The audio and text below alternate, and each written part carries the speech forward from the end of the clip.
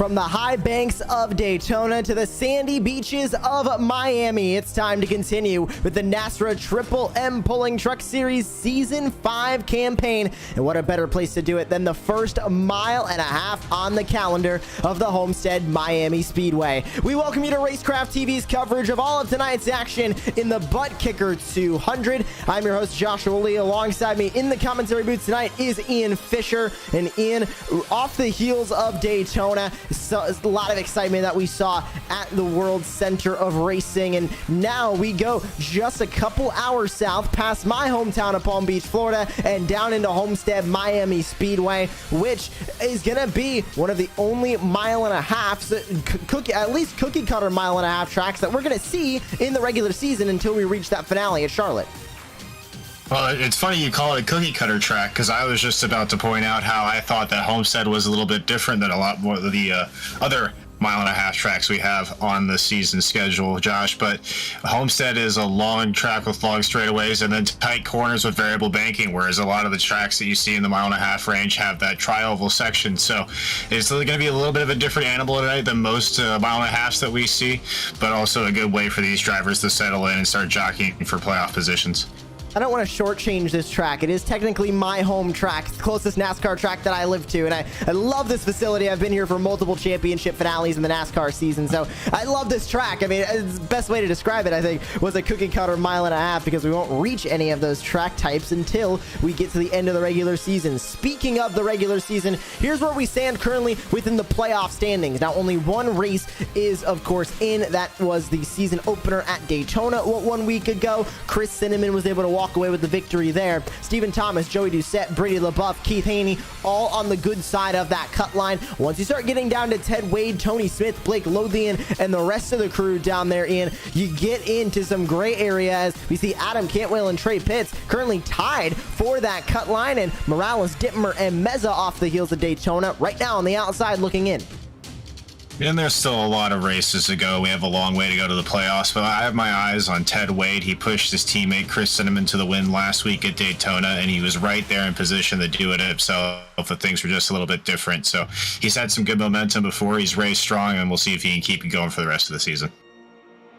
We'll take a look now at the track facts here for the Homestead Miami Speedway. I mentioned closest to my hometown of Palm Beach, Florida, and we mentioned the uniqueness of this course, Ian, and it really is with the progressive banking that was added in around 2004, 2005, and just the uniqueness of these corners. You really spend a lot of time on this track in the corners. Not that long of straightaways. You get a good run down into 1 and down into 3, but the majority of this race will be won within those corners. And now on the iRacing service, with the dynamic track and the different lines these drivers can take, it's going to be won in who takes the best line through these corners. Yeah, and that's one of my favorite aspects about Homestead Miami Speedway as well, is the fact that you're going to see drivers running 2, even 3 wide all night long, and not in the manner of Daytona like we saw last weekend, but more trying to play the momentum of each line against each other and see which line in the current track state, as you mentioned, is going to be the best one. So we're going to see guys moving all up and down the racetrack all night long and trying to find the place where they can find their race truck to find the best grip, Josh. And of course, the first time we're going to see these drivers in this season also on a mile and a half, as well as in the Clash. We saw these drivers at the 2.5 mile oval of Daytona, and of course in the season opener as well. Let's take a look at what we're going to be racing here tonight. 130 laps is on the docket. Stage 1 will end at lap 40 with a caution. Stage 2 will end at lap 84 with a caution. A custom fixed setup for all these drivers, and 100% fuel with 3 tire sets in. We're hearing they can make it about 43 to 48 laps, which is gonna make stage 2 really interesting, as the end of the stage is gonna fall right in the middle of that fuel window. Yeah, and that was kind of the case at the last race we were at in Daytona as well, was that the drivers made a pretty easy pit stop at stage 1 and 2, but stage 3 is when they really had to make decisions, when they were pitting and when they weren't. So unless we see a lot of cautions, I would expect to see much of the same tonight, as far as the first 2 stops being pedestrian and the third one having some drama, but you never know what's going to happen. And we are about to find out exactly what will happen here tonight, as it is time to take a look at your starting grid for tonight's race here at the virtual Homestead Miami Speedway. And on the pole to begin the night will be Ted Wade in the 2. A beautiful time at a 33.297. He admittedly just barely edges out Justin Lumpkin on the outside of the front row. He'll start in second place. Adam Cantwell, Keith Haney rounding out the second row, and row 3 sees Brady LaBeouf and Stephen Thomas side by side to begin the evening. Keith Bradley with your winner from Daytona 1 week ago, Chris Cinnamon P8, with Tyler Dittmer, Adam Newbert going to round out the top 10 on the starting grid. Taylor Peacock, Jason Morales on row 6, with Michael McKinnon, Joey Doucette row 7. Row 8 sees Raul Meza and Brian Abbott rounding out the top 16, with Devin Painter, Dana Shepard, Jonathan Munda, and Matt Rudder rounding out the top 20. Jeffrey Sickles will start 21st, with Tony Smith 22nd, Derek Kilgore 23rd, James Morris 24th, with Jose Luis Rivera 25th, Jacob Klinkart 26th, with Zach Hartwick in P27, Huck Wigington P28, Cody Knott and Dane Hagen is going to round out the top 30, and rounding out the field will be Tim Hammond, the last driver to take a time in qualifying. Brandon Bullock starts 32nd, Christopher Blanchard, Trey Pitts, James Haney, and TJ Moore going to round out the 36 drivers who look to take the green flag tonight. And I think interestingly, out of the drivers that we just mentioned here, Ian, one driver that was currently second in the playoff standings but is going to be starting all the way back here in P number 35, not taking a time in qualifying, the 55 at James Haney. It'll be interesting if he can work his way from the back to the front, and it's going to be a relatively easy track to do it, not as easy as Daytona where you can use the draft to your advantage, but you got a lot of room to race on this mile-and-a-half track. So if he's going to do it, tonight's probably going to be a night that he has to, but still a long season ahead of him, so you can't put too much into one race. So it's just trying to go out there and make the best he can from that position.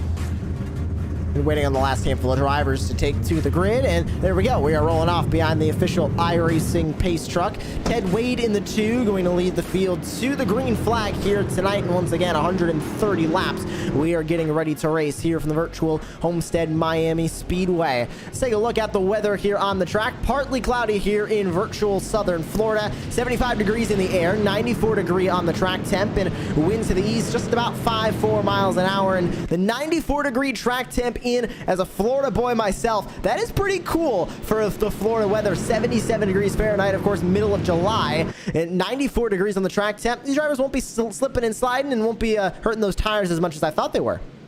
Now, I've never been to Florida myself, though, but being from Texas at one part of my life, I can only imagine it's 77, but it's an incredibly moist 77 as well. The humidity definitely going to be ripping and roaring here from the virtual Homestead Miami Speedway. But we're glad you're joining us here on Racecraft TV. It is race number 2 of season 5 for the NASRA Triple M Pulling Truck Series. And it's time to send these drivers to green. Barty the Flagman with the green flag. Pace car down into the safety of pit lane. Ted Wade going to lead the field to the green flag. We are underway from virtual Homestead for round 2.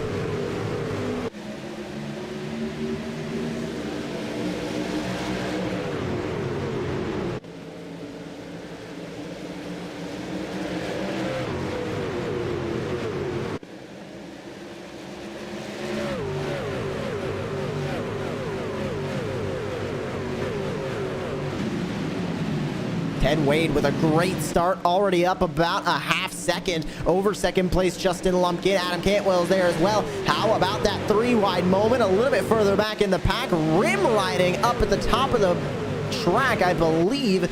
That was Adam Newbert in the 4 making that happen in his Ford F-150, and yes, it was. He's going up top. Keith Bradley joining him upstairs. It looks like Tyler Dittmer and more all starting to experiment with that top line early on in this race. Only lap 2, and these drivers are starting to try and find where they can find that grip on the track. I mean, these restarts are going to be something to watch all night long. You see guys fanning out, 3 almost even trying to make it 4 wide right here, Josh, and they've got so much room to race. It's just long, sweeping, wide corners here at Homestead Miami Speedway. So these guys are going to be looking for the best night all night long, and early you can see how everybody's just trying to feel out where they can put their truck, where it's going to work for them, and then just try to settle into a spot right now and tick down some of these 130 laps we were going to run tonight. On board with Adam Newbert in the 4 as he fights from P6 currently, as he sees the 23 of Stephen Thomas in front of him as they go back through turns 3 and 4. Almost going 3 wide again, as that's Keith Haney down on the bottom of the racetrack in the number 78. They don't blend back up right in front of that 23 or 30 on the car, 23 in sim of Stephen Thomas. And up front, Ted Wade leading the way by a half second. A great start for him, and the entire top 4 currently unchanged from when we began the evening. Lumpkin, Cantwell, and Keith Haney all still within that top 4, but there's a move done by Stephen Thomas. Good move in turn 3. He'll put the 78 behind him, and the 4 of Newbert still trying to make that outside line work off 4. Yeah, if somebody puts a move on you like that, it's going to be critical all night long to try to counter as quickly as you possibly can. Maybe try to run a crossover move, or if the driver ahead of you took the low line, try to run your truck on the high side and make some of the momentum back up. But track position is going to be crucial all night long here. You don't want to lose a lot of spots early because it just puts you in a bad spot, because everybody's going to be pitting at the same time for the most part in stages 1 and 2, Josh. And remember, stage end coming at lap 40 for these drivers on the racetrack. Still side by side now, the 78 of Haney and the 4 of Adam Newbert. Side by side behind them will be Brady LaBeouf and Keith Bradley in the 9 and 29 respectively. LaBeouf goes upstairs to try and ride that wall. Not going to work out too well for the 9 of LaBeouf. He won't make any moves happen up there, but still using it to his advantage as much as he can, and catching up a little bit to the back bumper of Bradley. But now Bradley going to focus on the other Keith in front of him, Keith Haney, as they fight for 6th. And that's Tyler Dittmer now up at the top of the racetrack, trying to work his way around the 9 of Brady LaBeouf, but did not have enough of a run off of 4. He'll use the crossover move down the front straightaway and try and take him into turn 1. Yeah, and Dittmer already has a stage win on the season, so you know he's pretty quick, but he's trying to move his way up from the field right now. Looks like that high line isn't working on him so far, but he's got to work with some traffic here. Josh trying to navigate around that as more efficiently as he can. And another guy we looked at was the 9 truck of Brady LaBeouf, and he was in a position to win last week at Daytona, and he probably thought that it was all his, but last lap shuffling on the coming back to the start-finish line, as there always is Daytona, he came up just short. So he's going to look to make a strong run tonight here as well. And of course, the Season 3 champion of the NASRA Triple M Pulling Truck Series, looking to go back to virtual victory lane, not only just in this campaign, but also at the end of the season in the playoffs, and grab another championship and be the only driver to go back to win multiple championships in NASRA Triple M Pulling Truck Series competition. Nobody's been able to do that just yet. Different champion every single season. LaBeouf going for yet another championship this year, as he'll get to the inside of Tyler Dittmer once again, but not going to have enough of a run behind the wheel of that Chevy Silverado off of turn 4. Gap for the lead has started to fall just a little bit. Ted Wade still holds the lead. Lumpkin in second. Here comes Adam Cantwell, and side by side a little bit further back, saw it for just a moment. That was Newbert and Keith Bradley continuing to fight. The 4 machine stays P5, but that 29 of Bradley not comfortable sitting there in 6th. He wants to get up and into that top 5, but gonna have to work to do it as they go back to the front straight. He's got a lot of work to do, and Ted Wade's got to have a lot of work to do in that leader spot as well right now. He's got to make a decision with his truck. Does he want to try to push for the stage win now, or try to conserve and put himself in a good spot where he could maybe pit early and then try to play the long way around this race and try to go for a race win at the end? So I think he'll try to stay out and get as many playoff points as he possibly can, especially with his good finish at Daytona last week. I think he's thinking long term, but these are the decisions that drivers will be making all night long when they have the lead of the stage.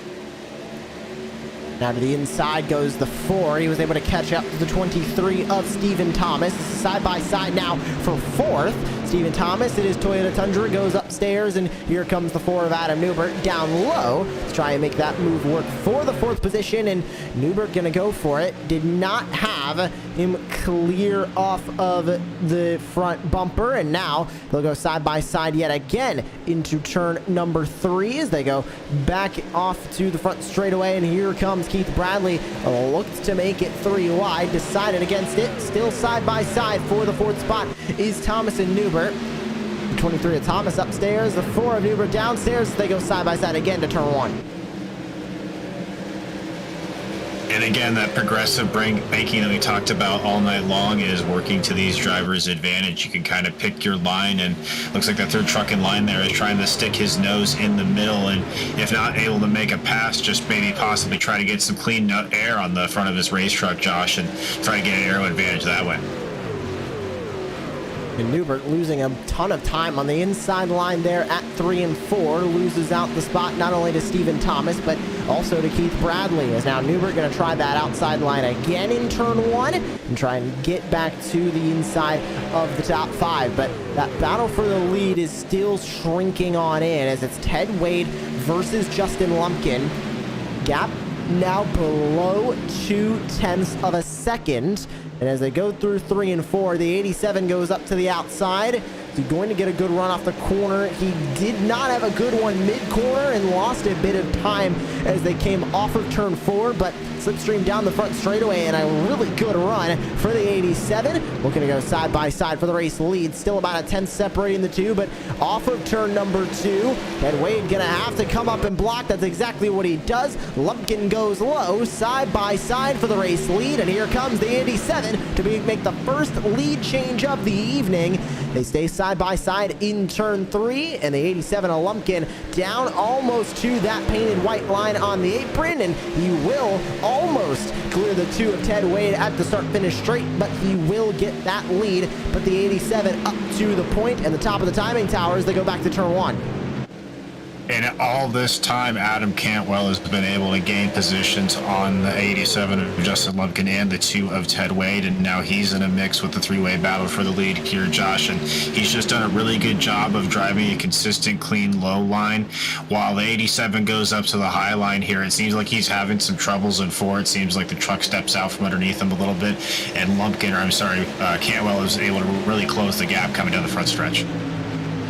Lumpkin almost lost that lead again to Ted Wade as he goes back up to the top of the racetrack in turn 1. Ted Wade goes low, gets that nose in front, takes the lead for a moment, but is not going to be able to hold on as Lumpkin, with a great run off of turn 4, grabs that lead back.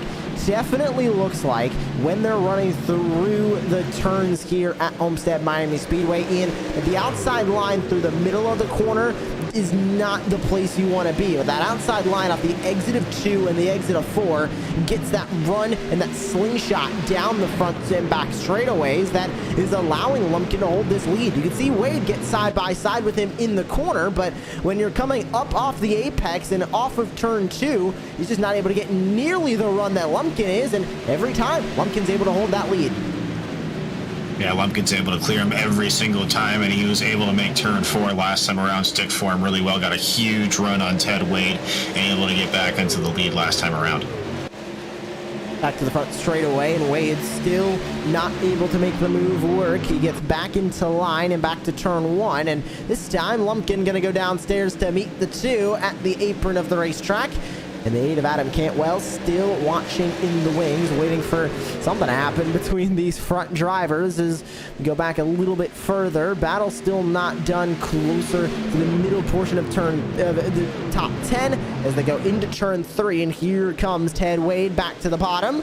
Where's the run going to come in for Lumpkin? It's not going to get there in time, and back to the lead goes Ted Wade. But interestingly to note there, Ian, not an aggressive block to try and keep the 87 behind. He really left that door open and did not want to slow up the 87 or lead to contact down the front straightaway, because Wade did, even when they got to the front straightaway, was a couple miles an hour slower off the exit of turn 4. Yeah, maybe it's just a little bit too early to make those kind of moves. I know Ted Wade is a very intelligent race car driver and really just tries to do a good job to get a great finish every single week. So I think right now, lap 20, I don't think we're going to see any moves being made that are too overly aggressive, but lap 120 might be a different story, Josh, as Ted Wade now, he continues to try to make that low line work, though. He's pretty committed to that, and the 87 of Lumpkin's pretty committed to the top line. Cantwell's been trying to run the bottom line, but now Stephen Thomas is starting to run him down, Josh, and he's making a run to the inside now. Side by side once again for the race lead, as here comes Stephen Thomas to get into the podium places. Trying to slide out, does not have the room. He'll keep the 8 on the top side as side by side for the lead, side by side for third as back to turn one. Ted Wade looks to hold off Justin Lumpkin, who goes back to the top side, and Adam Cantwell on the outside line of his battle with Stephen Thomas. Is Thomas going to be clear? Yes, he is. Is Wed going to be clear? Yes, he is. So both of the drivers on the inside line that time by were able to hold on to their spots as we go side by side again in three. Wade down to the bottom, Lumpkin on the outside, Cantwell and Thomas back to side by side. Cantwell going to keep that third spot away as they go across the start-finish line, puts Thomas back to P4. And Cantwell did a really great job there in turns 3 and 4, sliding up on Thomas to take that third spot away. And he really wants to try to run that bottom to midline if he can. So interesting to see how these drivers already about 20-21 laps in have already really committed to their line. Like I said, Lumpkin running the high side, Cantwell trying to run down low as much as he can. But Cantwell has a run going in 3 here, and it looks like Lumpkin kind of lets him go. Lumpkin, I think, hit the wall there going into turn 3. It looks like he might have made a little bit of contact, and now that lets Adam Cantwell go to second. That gives Ted Wade a good edge at the front of the field, and now that's going to push Lumpkin back to fight with Stephen Thomas as they go into turn number 1. Doesn't look like any damage to the right side of that 87, but it did look like he got caught up on that wall in turn 3. That ultimately now leads to Justin Lumpkin being at the edge of the top 5, as for the top 5, Haney and Bradley are going to go side by side, 29 top side, 78 to the bottom, as they fight for 4th place, or for 5th place, excuse me, and Haney will be able to hold on to P5, keeps Keith Bradley in his rear view mirror.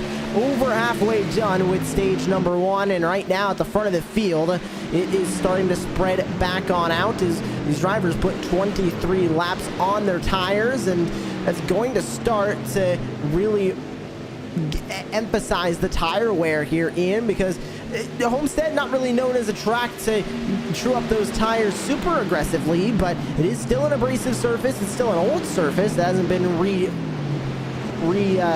don't know, cannot even think of the word I'm looking for. Redone? Is that the word I'm looking for? Possibly? Resurfaced. I think resurfaced. That's the word I was looking for. Resurfaced. It has, oh, repaved. That's even better. Hasn't been repaved since the banking was added in, so it still chews up those tires a good bit. Yeah, and it's funny you bring that up because I was just about to mention how the 78 truck of Keith Haney has dropped back now in the 4th spot, and he's getting a challenge from the 87, or I'm sorry, the 78 of Keith Haney now for that 4th spot. And I started to think that he was burning up his tires a little bit now, and that's why he's starting to fall back. And Ted Wade's just doing a really good job up at the front of this pack while these guys are racing each other for position of just conserving his tires and just trying to make a good run at the end of this stage. Side by side again, and Lumpkin gonna let the 29 of Bradley go. I saw off of turn 4, Lumpkin just step out that back end and get just a little bit too free. So 87 must be dealing with some gremlins in that race truck. But at the front of the field, still the 2 of Ted Wade. Adam Cantwell has not been able to reel him in too quickly, as closer to the midfield right now. Everybody's starting to spread out, but Dittmer and Cinnamon gonna go side by side. A stage winner last week in Dittmer and race winner last week of Chris Cinnamon, as the 3 is unfortunately gonna have to let the 34 of Dittmer go by for P9, pushes Cinnamon to the tail end of the top 10. Yeah, Cinnamon's going to look to try to go back-to-back in this early run of the season. I mean, who wouldn't want to? But this is a very different animal than Daytona was, and not to diminish the skill of Chris Cinnamon whatsoever, but his only win last season was Daytona as well, Josh. So if fate follows itself like it did last season and the statistics follow the same as they did last season, his only win's going to come at Daytona, so he's going to win the championship as well, if that's how that works out. So he can't be too upset about that, I think.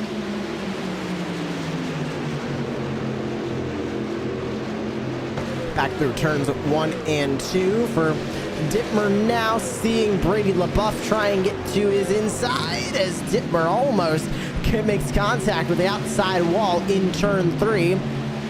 There goes LaBeouf to the inside, looking for a spot in the top 10. Also of note, Joey Doucette now able to get by Justin Lumpkin as the 87 continues to fall his way further and further back in this field. On board with Adam Newbert, you can see the 87 just up the road And that'll be the next driver that Newbert is looking to fight with. LaBeouf and Dittmer is going to go the way of LaBeouf for the moment, and he's able to get up in front and clear that number 34 machine. Put the 9 up and in the top 10 with just about 11 laps to go in the stage when Ted Wade comes back across the start-finish line this time by.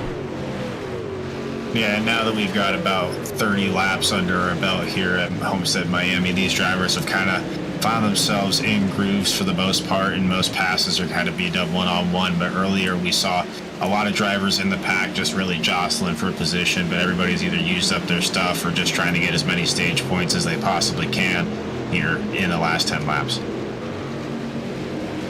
Blanchard versus Painter, going to go the way of Blanchard as Devin Painter falls a little bit further back.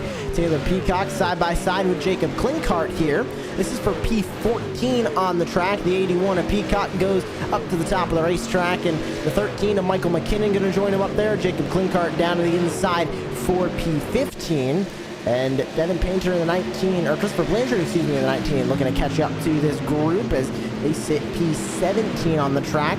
Keith Bradley and Stephen Thomas are starting to get into a little bit of a scrap for fourth as they go back into turn 3 now. All the way to the bottom of the track goes Bradley, and Stephen Thomas gonna have to surrender that spot for the moment to teammates now battling off of turn 4. Yeah, and last time around, Haney was just a bit faster than Bradley. Bradley ran a 35.1.5, and Haney ran a 35.1 flat, so just neck and neck between 3rd and 4th right now, and these guys really just battling it out, trying to get that podium position here for the long run and also for the stage coming up in about 8 laps here. 0.7 of a second now, that gap for the race lead as Ted Wade looks for that stage number 1 victory. And how about Joey Doucette in the 16 starting to join this fray as he looks to insert himself into the battle from P6. And at the front of this field, it looks like Keith Haney has also severely fallen off of the pace, and he is now going to be in this 4-truck battle for P3 on the track. As we ride on board with Joey Doucette into turn 3, looks to the inside of Stephen Thomas. Is going to have enough to get there? No, he does not. So Thomas will stay at the edge of the top 5. Haney and Bradley now in their own pocket of a fight as Bradley goes to the top side to try and get by the Ford F-150 of Haney in the 78. Now 7 laps to go in the stage. They're just fighting for stage points here at the edge of the top 5. This battle is for 3rd on your screen. Yeah, Doucette, a stage winner last week, is working the bottom really well there and has a really fast race truck right now. I don't know if he has enough to get back up to the lead by stage end, but really important to get yourself up in this pack, especially going in for that first pit stop, Josh. Side by side for a moment as Keith Haney will hold on to that spot, albeit by less than a tenth now as they go back to side by side, back to turn 1. And further on back, Thomas and Doucette have just swapped places, push the 16 up and into the top 5.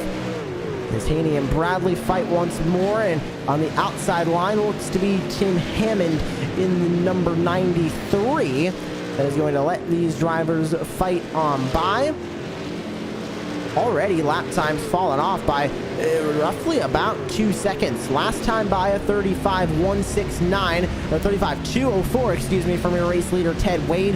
33.306 was his best lap of the race. So about 2 seconds lost by all these drivers right now as tire wear really starts to ravage itself through in the ending stages of stage 1.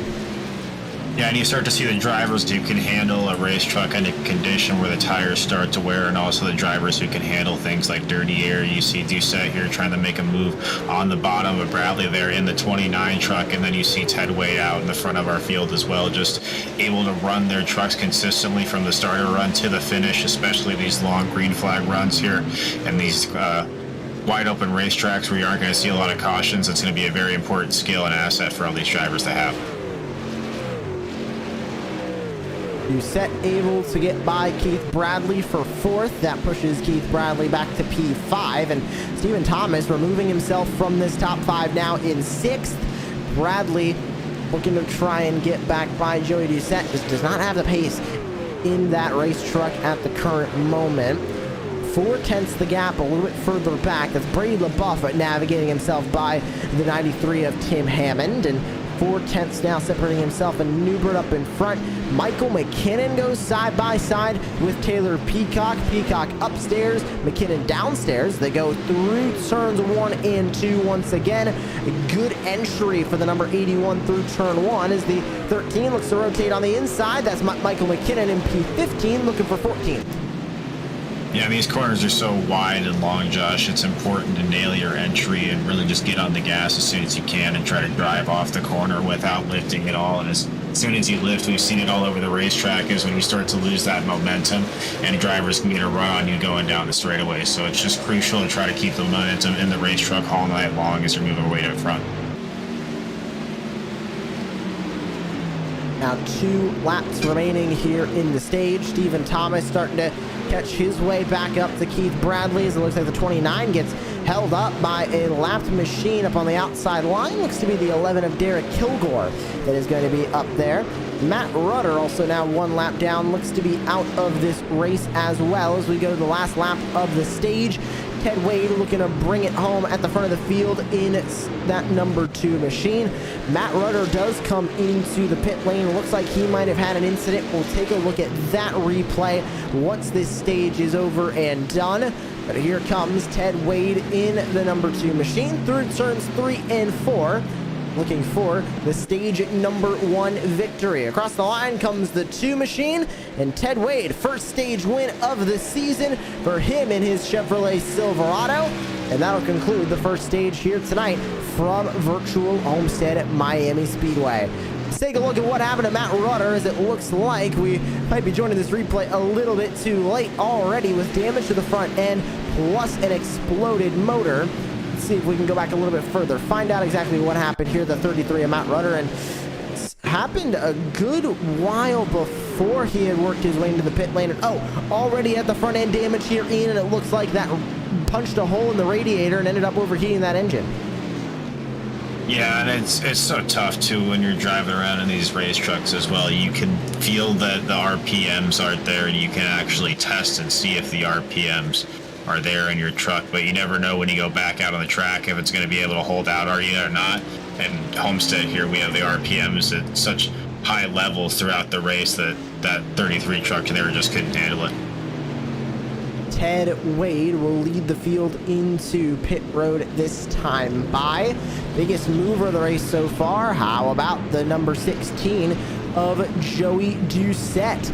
He is your biggest mover, currently up 10 spots from where he began the evening. So the New England native in the 16 machine looking to continue that march up through the field, as didn't have the pace in qualifying, but now finding the race pace. And actually, biggest mover of the total race is Christopher Blanchard in that number 19. We gotta make sure we don't shortchange his 18 positions gained from starting in P33. Everybody works their way into the pit lane, and we'll find out who is going to win this race off of the pit lane as the 2 of Ted Wade leads the entire field down. And who will be the first driver to exit the pit lane as everybody in the field comes in? Anybody gonna go for 2 tires, or is everybody going to be down into the pit lane and looking for those 4 fresh Goodyear tires? And looks like everybody's gonna go for 4 fresh ones. Ted Wade comes out first. Adam Cantwell barely gonna beat Joey Doucette off the exit of the pit lane. Doucette ends up 3rd. Haney and Thomas the top 5 as everybody sorts themselves out as they exit the pit lane. Well, that is the conclusion of stage number 1 here tonight. We still have 2 more stages left to go. A 44-lap stage is on the horizon. Stick with us here on Racecraft TV. We'll be back for a short break, but when we come back, green flag for stage 2.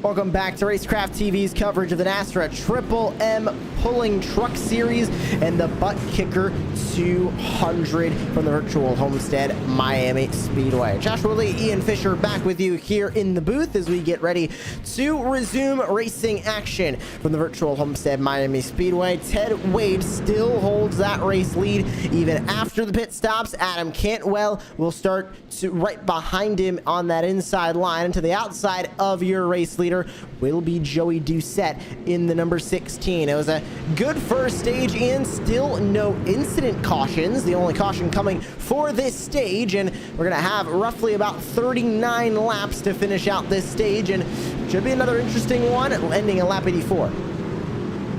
Yeah, and I think we're going to see much of the same here in stage 2. We're going to see guys file into position and just kind of race each other where they can. It's going to be important here to try to save your stuff. We saw towards the end of stage 1 how tire wear became an issue, but we're going back to racing here.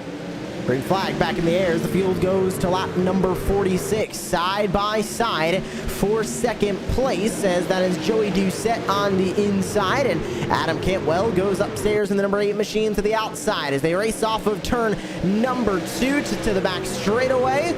Still side by side for the third machine, for the third position, as the 8 machine and the 78 machine, as Keith Haney inserts himself further into the top 5 to the inside for third.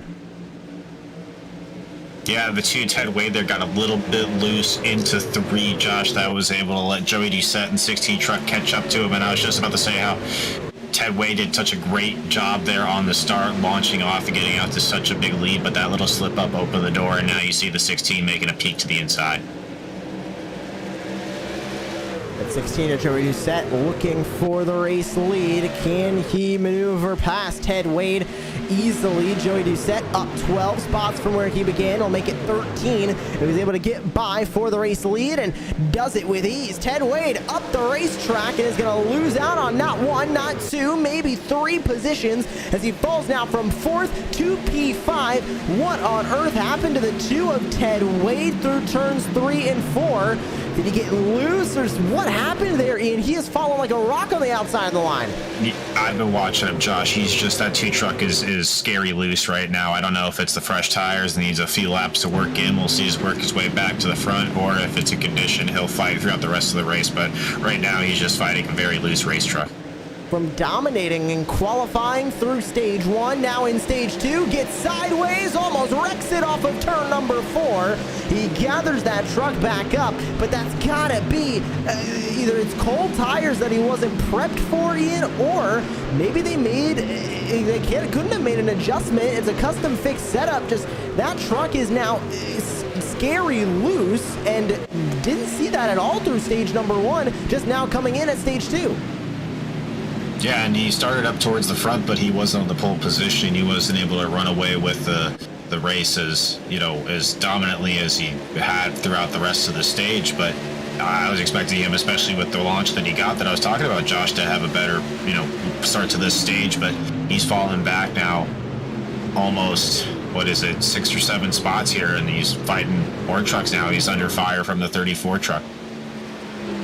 To the inside goes the 34 of Tyler Dittmer, as closer up to the front of the field, side by side, Brady LaBeouf and Stephen Thomas. Stephen Thomas goes down low.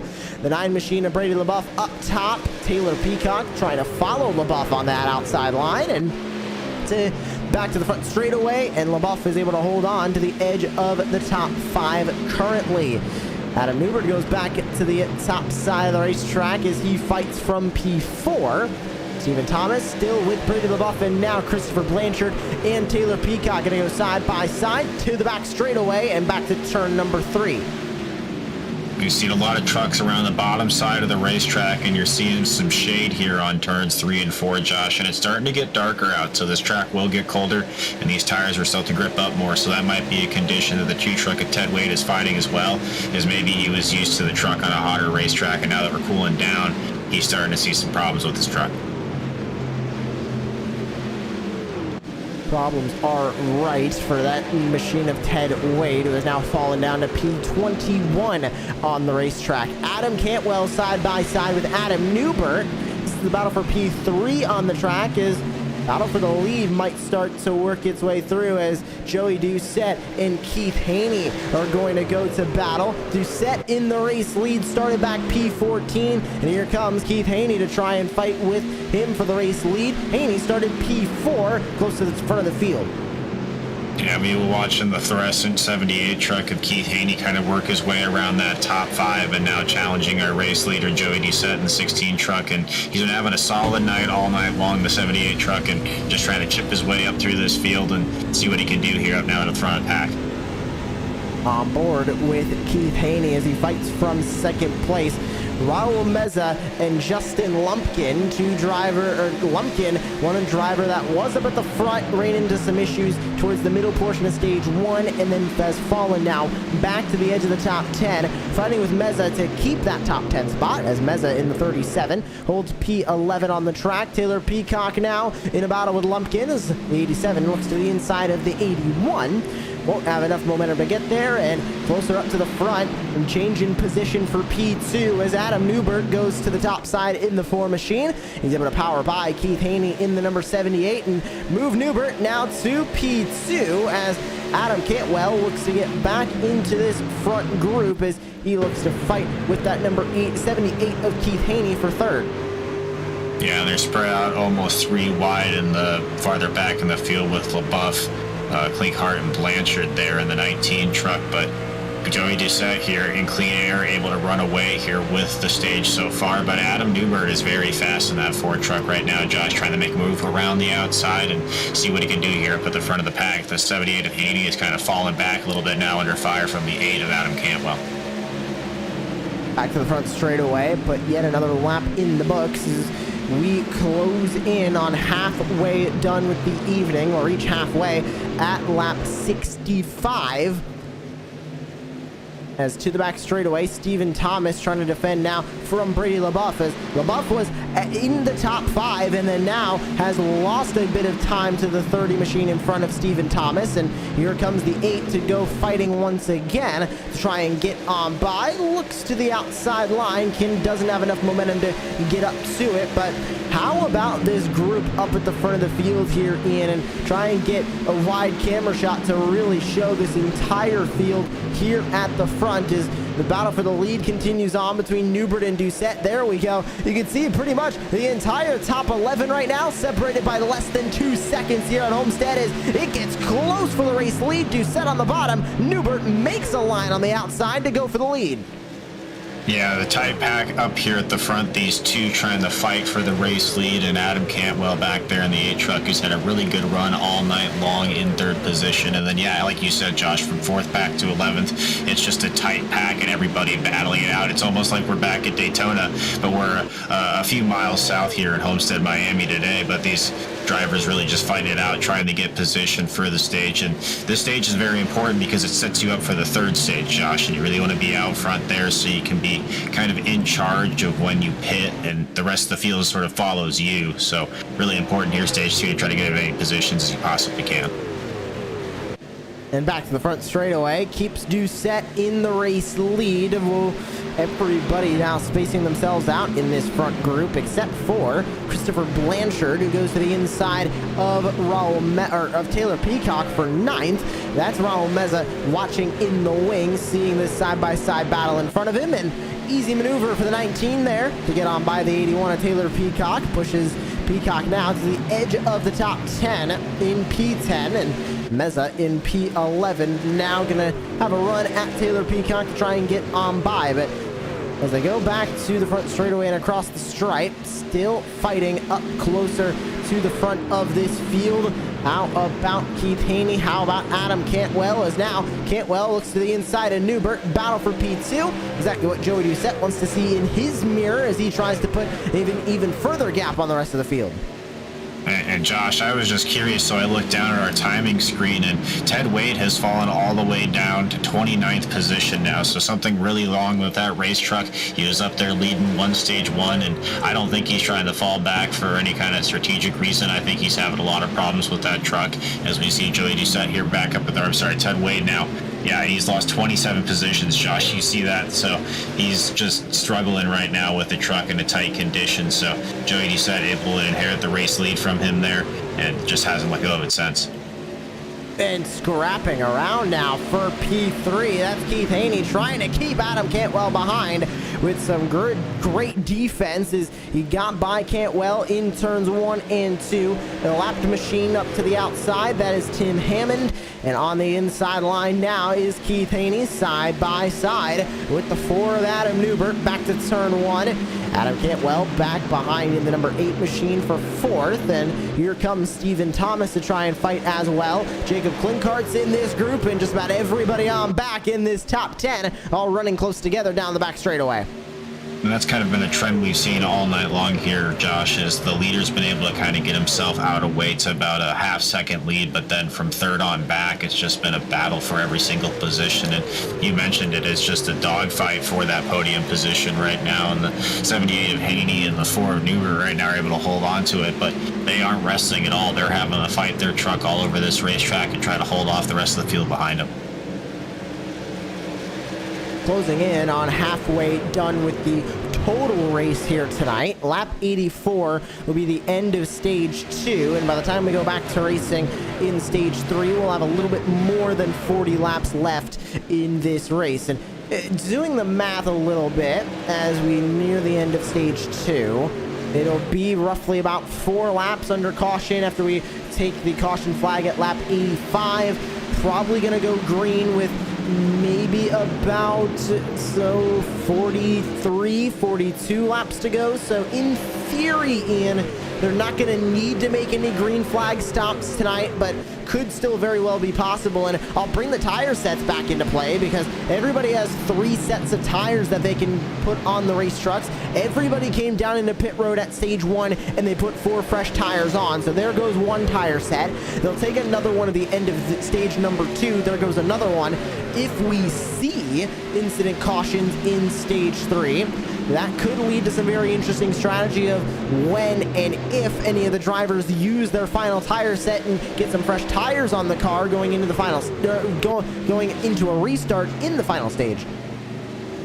Well, I'll be completely honest with you here, Josh. I read the notes that I made myself, and I looked at stage 1, stage 2, 84 laps, like you mentioned, and then I didn't read that it said total laps, but I was thinking that stage 3 is 130 laps. So you're correct. That does change the dynamic of fuel strategy in this race, so I'm glad that you pointed that out to me. So yeah, really just right now fighting for every position that you can for that last pit stop, and then just try to battle out for the final stage. And yeah, fuel probably isn't a factor too much anymore. We'll see if it does end up being a factor, especially if we get some overtime events in stage number 3 at the end of this race. That could also lead to some fuel mileage troubles as Adam Newbert in the 4, now going 3 wide with Jacob Klinkart and Brady LaBeouf underneath him, is fallen back a good bit off of this lead group and only 24 laps on the tires, so maybe the tires already starting to go south for that number 4 Ford F-150, but he goes back to the outside, now trying to salvage at the edge of the top 5 as he sits P5. I was going to say he's fallen back a little bit, but it seems like he found something with that top line there, was able to make it work on the pass on 2 cars there, the 9 of LaBeouf and the 5 of Klinkart. So maybe found something on that top line there, or maybe that's just a play when the tires fall off on this setup, is to start to move your truck up to the top line. And they continue to try and fight on the racetrack, and Adam Newbert now edge of the top 5, closer up to the front. Joey Doucette continues to hold the lead with Keith Haney in second now. Adam Cantwell, Stephen Thomas, and Adam Newbert rounding out the top 5 as Keith Haney looks to try and catch back up to the tail end of the 16 machine. Stephen Thomas looks to fight with Cantwell again to try and get back into those podium places. Off of turn 4, Thomas gets way loose off of the exit of 4. He almost makes contact with the fence, is able to keep it off of that outside retaining wall, but Stephen Thomas loses a ton of ground now to the back bumper of the 8 machine. Yeah, and then what we mentioned so many times in this race so far is momentum is such a key factor while you're on this Homestead Miami Speedway, and you got to keep the momentum up through the turns, and that leads to the runs down the straightaways, and especially if you get loose coming out of the corner, that's really going to kill all your momentum, Josh. And now as they exit to turn number 4, lapped machine to the outside. I believe that is Jason Morales. Yes, it is in the number 1 machine. Freshly 1 lap down as well, as Newbert and LaBeouf trade positions for 5th. Season 3 champion LaBeouf to the inside line and is able to get himself into the top 5. How about Jacob Klinkart now and Christopher Blanchard going side by side. Blanchard running 7th on Klinkart, the 19 to the inside of the 5. Does he get there in time? No, he does not. Still side by side, and with the 1 machine of Morales on the outside line as well, that's going to throw a wrench into this battle. Klinkart looks to go to the middle, making it 3 wide as they dive into turn 1. The 19 of Blanchard not giving up hope on that inside line as he still tries to get by the 5 of Klinkart and will do it off the exit of turn 2. Seen so many drivers get loose all night long, Josh. As I say, there's a driver getting loose off it too. I'm not sure who that was. Looked like it was the 37 machine of Mesa that got really loose off it too there. But I'm surprised he's able to make that bottom line stick so well, especially 3 wide as we have, it looks like the 1 truck up there in the wall, Josh. I don't know if they saw that or not, but he's going to slow down a little bit now. But yeah, we talked about these trucks getting loose all night long. Very surprising there that he's able to make the inside work as effectively as he is. 3-way fight now for 7th. That's Blanchard, that's Klinkart, that's Lumpkin as they exit off of turn 2. Blanchard looking to get a good run, and now Klinkart wants his 7th spot back. How aggressive is he willing to get for it? Klinkart almost goes onto the apron. He does get onto that flat and wash up the racetrack in turn 3. Loose again off of 4. Almost collects the 87 of Lumpkin, but keeps that Chevrolet Silverado under him. The 87 has to get out of the gas, loses a ton of momentum, and Blanchard's off and away, P7. Yeah, and another truck we're seeing getting loose now, trying to get in or out of these corners, and whoever's able to keep all 4 tires underneath them effectively and really manage the throttle control around this 1.5-mile racetrack has had the advantage all night, Josh. And we see that especially with our leader at Doucette and Haney in the 78 truck up front. They've been able to manage their tires and manage their throttle all night long and able to drive their trucks up to the lead. And you see that also as well with Blanchard a little bit. You saw the 5 truck slip up there. He was able to make the move around him. Back through turns 1 and 2. About 11 laps to go here in stage number 2. Battle starting to brew again between Cantwell and Thomas. Remember this battle that we saw earlier, and Stephen Thomas with the dirty air, that number 8 got very loose off the exit of turn 4 and ended up losing a ton of time. Well, he's back up to the back bumper of the 8 of Cantwell, looking for that spot. How aggressive is he willing to get for it? 10 to go in stage number 2 now. And Stephen Thomas looking for even more stage bonus points, but Joey Doucette is looking for stage win number 1 for him on the season as he leads the way. Keith Haney in second by about 2/10. Not much that 78 has been able to do to reel in that number 16 just yet. No, but he's trying to make every run that he can, and then the 78's been fast all night long. It seems like he's just stuck in the same line of the 16 right now, and he's going to have to do something different, try to make a move to the high side or the low side of that 16 truck. He's going to try to win the stage here, Josh, because you're not going to really get anything trying to just sit around in the back bumper there except for draft right up to him. And he's getting closer inside of 2/10. Question now is going to be, where is Haney going to look for that move to be done? One of the newer names to the NASRA Triple M Pulling Truck Series. Definitely looking to still make a name for himself in that number 78, but off the exit of turn 4, Haney looks for that race lead. 2 at 1.5 tenths separating himself and Joey Doucette back to turn 1.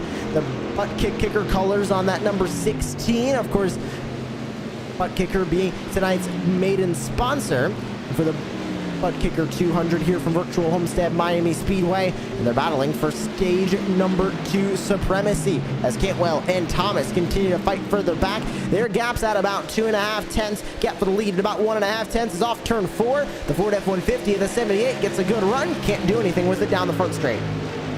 Yeah, that's what I've been seeing so far, is that the 78 is able to draft up to the 16 truck, but then not able to get a good run on either line to get around, and the 16 able to just power up off the corner and drive away from the 78 every single time. And he's going to have to do something different in the last couple of laps of the stage here if he's going to make a move on the 16 truck for sure. But he's got some time. It seems like the age of Cantwell is content to just sit there in third place for now and not really able to challenge these top two pairings so far.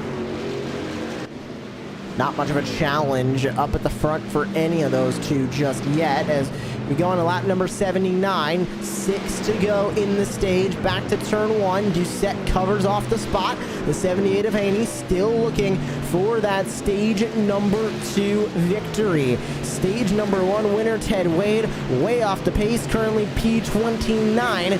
So we're looking for a brand new stage winner. Joey Doucette started P14 on the night. Keith Haney started in P4. 5 to go at the line this time by Haney. Cannot do anything from second place. That gap has stalled out. He gained about a 10th on Joey Doucette a few laps ago, but now can't get any closer than that 1/10. They've got separating the two back to 1. Yeah, they're running nearly identical lap times. Doucette with just a slightly faster lap than Haney that time by. So yeah, they're just kind of stuck in this limbo here of able to get to that gap. And the 78 closes every single time, Josh. But when they get to the corner, 16 is able just to run a better line through there and hold the 78 off. Off of turn number 4 as they come across the line. 4 laps to go, and I should issue at least one correction. Joey Doucette not looking for his first stage win of the season. He was the stage 2 winner last week at Daytona, so he's looking to be perfect when it comes to stage number 2 and when it comes to the middle portion of these races. But not if Keith Haney has anything to say about it. Down to the bottom, goes all the way down to that painted white line. It's a little bit less banking than the rest of the track, and now as they slide up the racetrack side by side for the race lead, 3 to go in the stage. Haney wants this stage number 2 win, and he's trying to take it away from the 16 of Doucette. Using the middle line, Doucette's going to get enough of a run through the entry of 1 to cover off the spot, albeit by about a half truck length, and Haney now loose on the inside line off 2.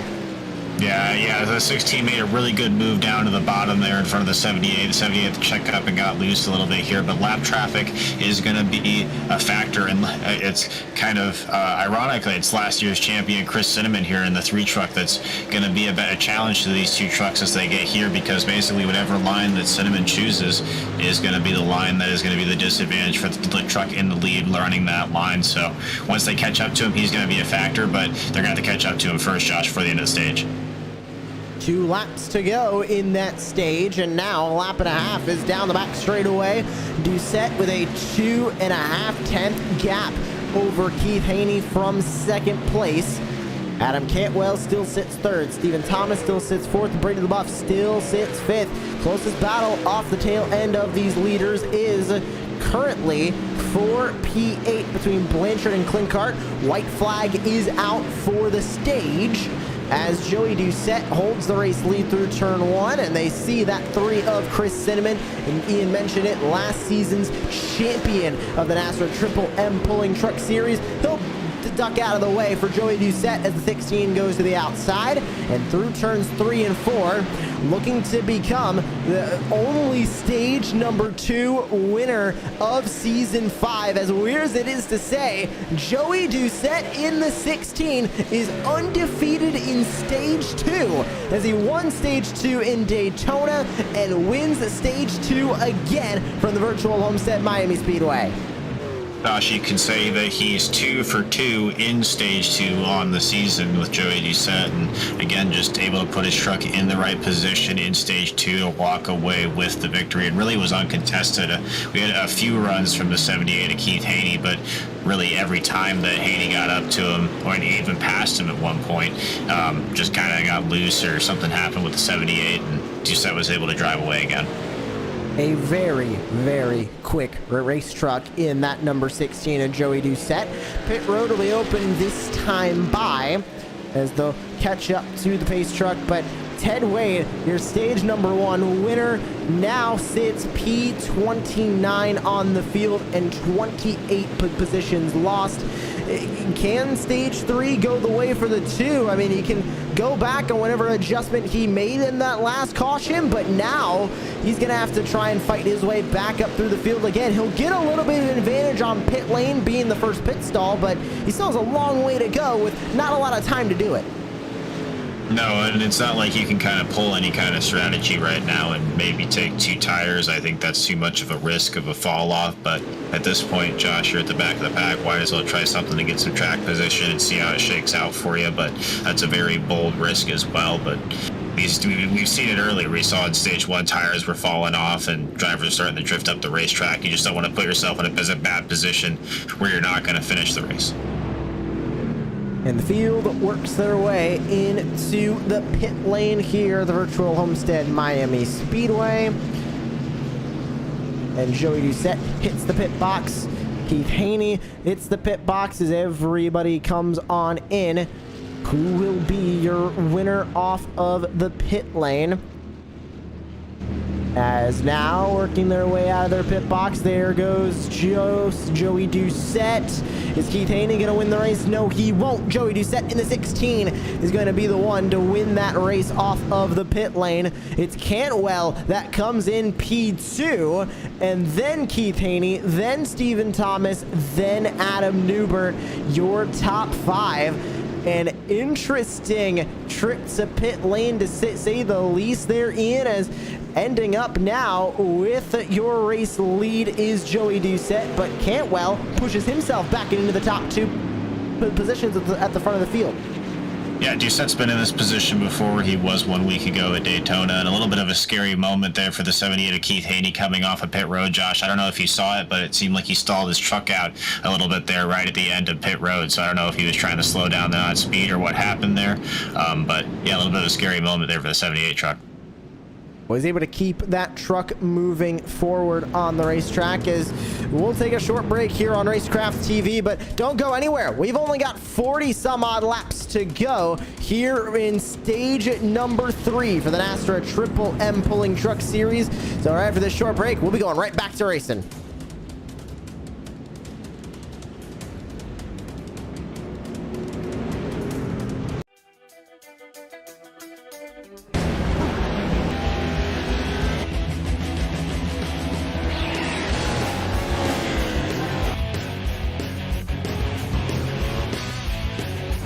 It's a good launch from the inside as they start to fly over the jumps on the run down into turn number 5.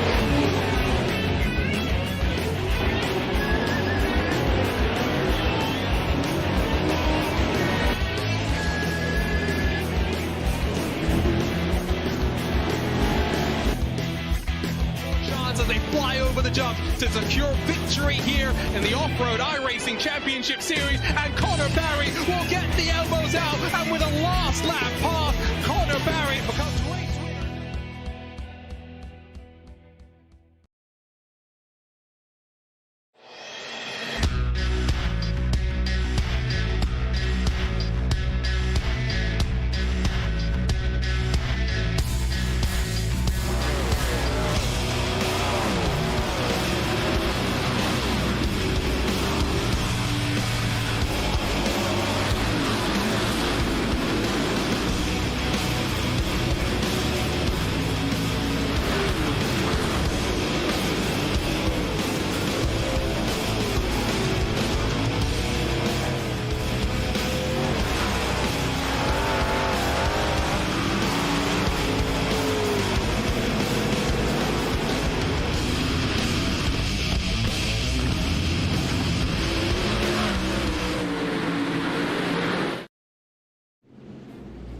Welcome back to Racecraft TV's coverage of the NASRA Triple M Pulling Truck Series live on Racecraft TV. Joshua Lee, Ian Fisher, back with you here in the booth. We are ready to get back to racing in stage number 3. It'll be 41 laps to go before that checkered flag. And as we begin stage 3, we will let you hear the sights and sounds of virtual Homestead Miami Speedway as we go back to racing in stage 3.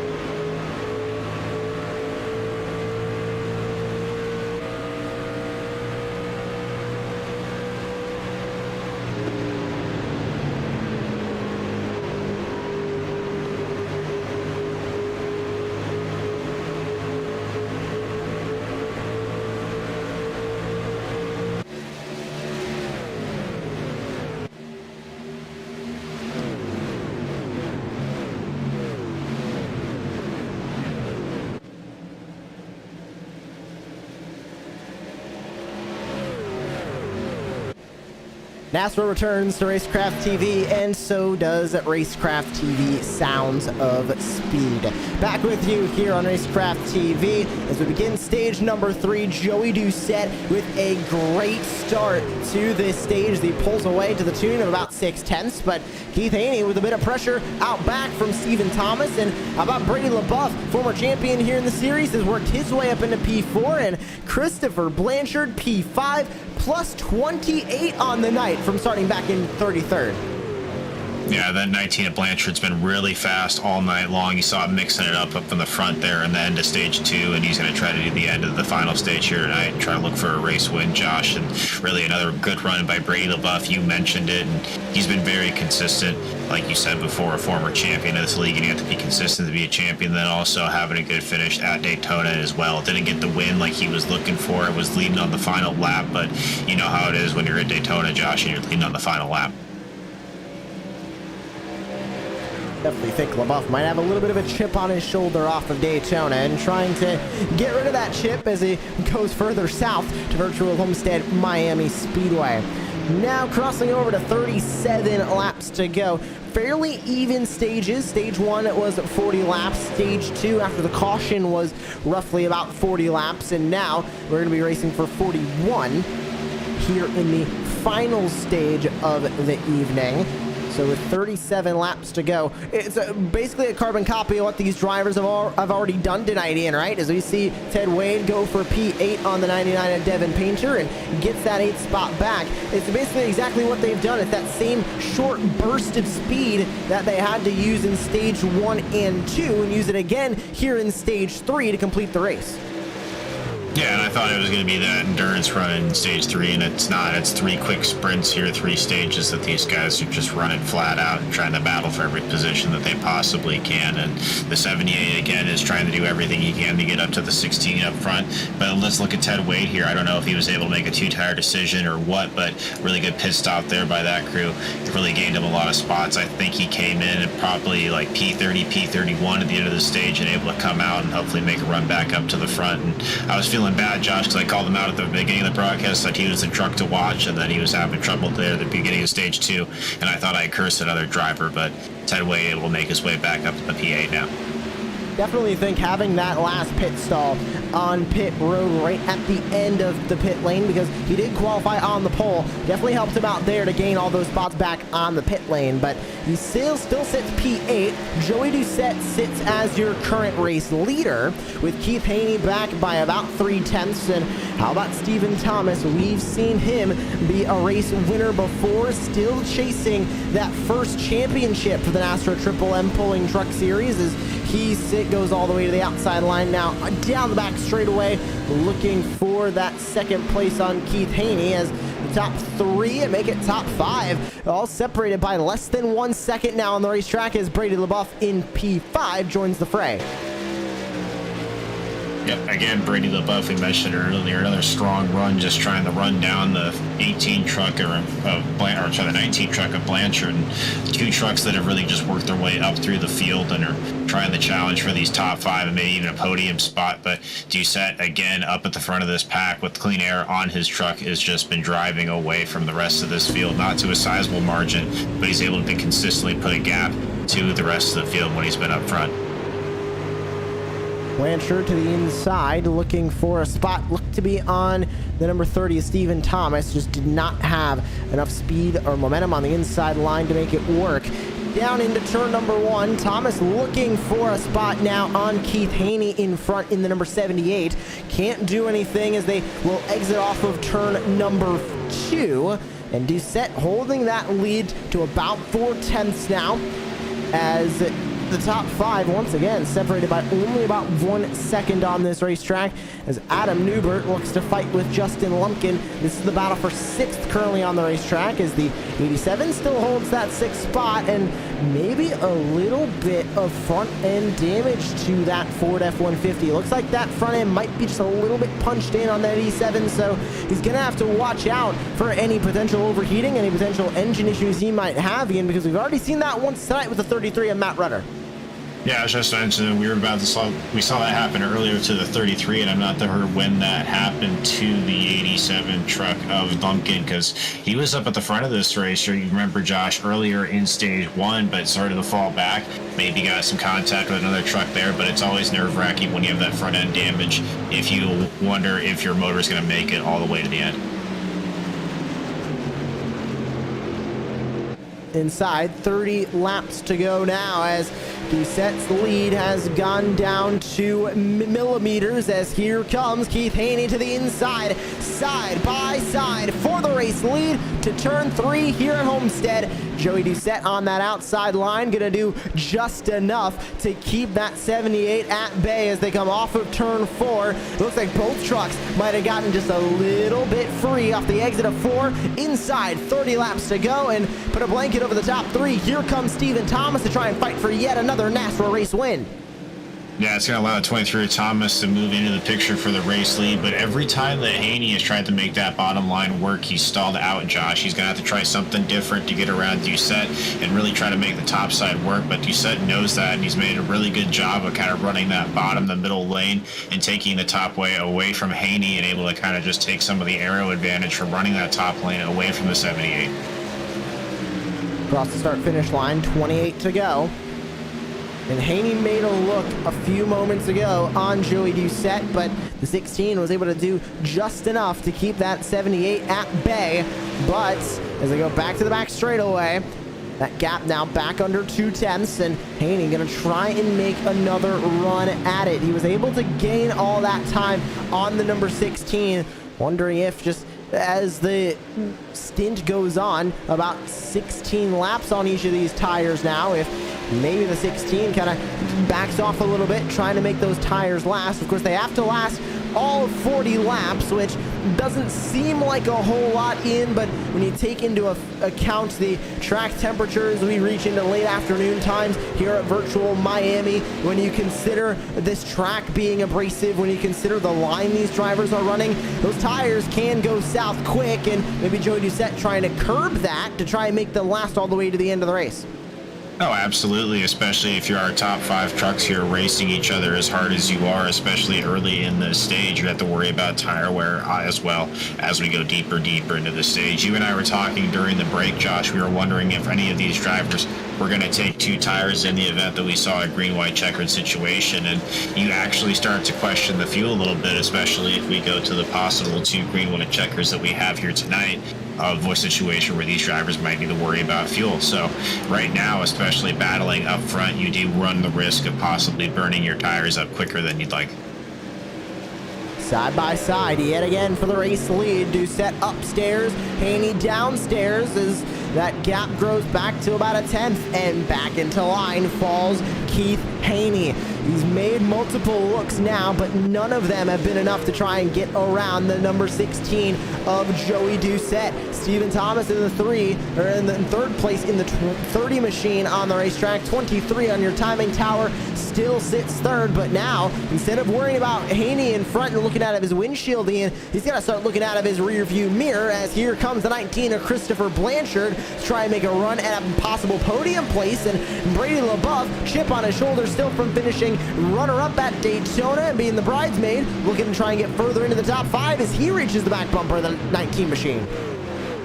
Yeah, and Blanchard's been bad fast all night long and just looking to make another move on the 23 here of Thomas and get into that podium position like you mentioned. And really, he's just been quietly fast all night long. He hasn't been blowing the doors off of anybody, but he's just been consistently moving up and picking positions away one at a time. And that's really what you got to do here at Homestead. You're not going to make it up all at once, Josh. You got to just get that momentum in your truck and try to run everybody down.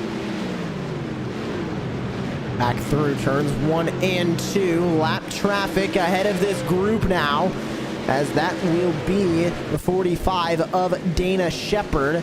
They'll eventually work their way around the 45 of Dana Shepard. That'll be Adam Cantwell, who there was a handful of trucks at the beginning of stage number 3 that ran into an incident in turns 1 and 2. There was no caution, there was no formal spin, just a lot of trucks bouncing off of one another and up at the outside retaining wall. It looked like the 8 of Adam Cantwell was one of them. I believe Dana Shepard in the 45 might have also been another one, and maybe Dane Hagen also getting involved with Jason Morales, and maybe Jose Luis Rivera also involved in that incident. So a good handful of trucks ended up with some damage. They're continuing to run on the racetrack, at least most of them are, as now Doucette and Haney gonna have to navigate around all of these lapped trucks. You see the 81 of Taylor Peacock to the outside. They split the deal through the middle, and Doucette covers off that 81, and Haney follows by 1/10. The gap still at the front of the field, and